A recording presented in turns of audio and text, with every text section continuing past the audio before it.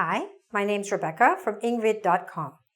Nowadays, it's very common to talk about extreme things. We hear about extreme fitness, extreme sports, extreme weather. Well, today's lesson is about extreme English. What do I mean by extreme English? Well, often in informal conversation, people use a lot of exaggerated expressions to express their feelings.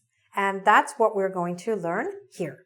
You should try your best not to use this in formal situations because it's really not meant for that, but you will hear a lot of people using it in regular conversation. So let's have a look at some examples.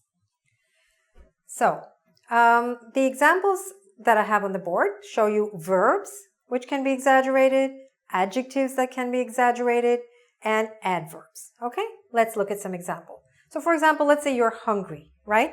So instead of just saying, I'm really hungry, people tend to say, oh my God, I'm starving. Now, does it mean they're actually starving? No, of course not. Not the person who's saying that. The person who's probably actually starving doesn't have the strength to say they're starving. So we say, I'm starving, let's get something to eat. Or if it's really cold and you say, I'm freezing.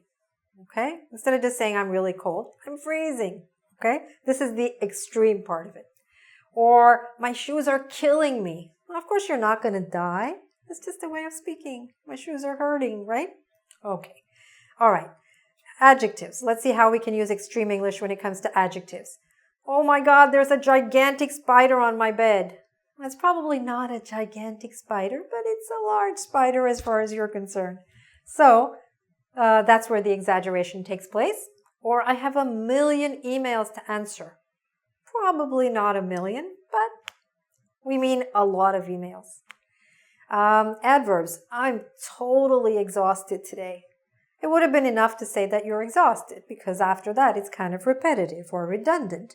But sometimes people add that just to exaggerate it. Or she's absolutely gorgeous or he's absolutely gorgeous, right? So that's how we can have the extreme part of it, the exaggeration. We often apply this also to certain areas, such as when we're talking about numbers or amounts or time or space. For example, there were hundreds of people in line outside the store. Now, it's extreme or exaggerated only if there weren't actually hundreds, just meant a lot. But you say hundreds because hundreds represents a lot. Or, I have thousands of things to do before I leave next week.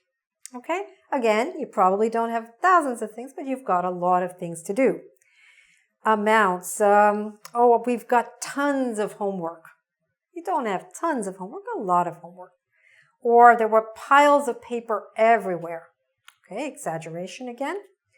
Sometimes when we exaggerate time, we can exaggerate it in two directions. We can make it shorter than it actually is, or we can make it longer than it actually is. For example, could I talk to you for a minute? I know you're busy. It'll just take 5 seconds. Now, isn't that an exaggeration? It is, because it's going to take you more than 5 seconds, but you're exaggerating it in another way. You're shrinking it, right? Or, oh my God, I met my friend. I haven't seen her in years. Okay? And maybe it's true, but it could be an exaggeration. Or we could say in ages. That's another expression where you exaggerate the amount of time, right? Or, oh my God, I can't live here. This is such a tiny closet. Okay? I need a big closet. All right? It's probably not tiny, but in your view, from your perspective, it's tiny. Or this is a huge bedroom. Okay? Again, these are relative terms, but we're also exaggerating it to express our emotions as well as our the objective reality, okay? Again, the objective reality was not a gigantic spider, just a large one, and not a tiny closet, but just a small one, okay? But by using this kind of extreme English, you'll sound a little bit more like a native speaker when you're speaking in informal situations, okay? If you'd like to do a little quiz on this to master it, please go to our website, www.engvid.com. Thanks very much for watching and good luck with your English. Bye for now.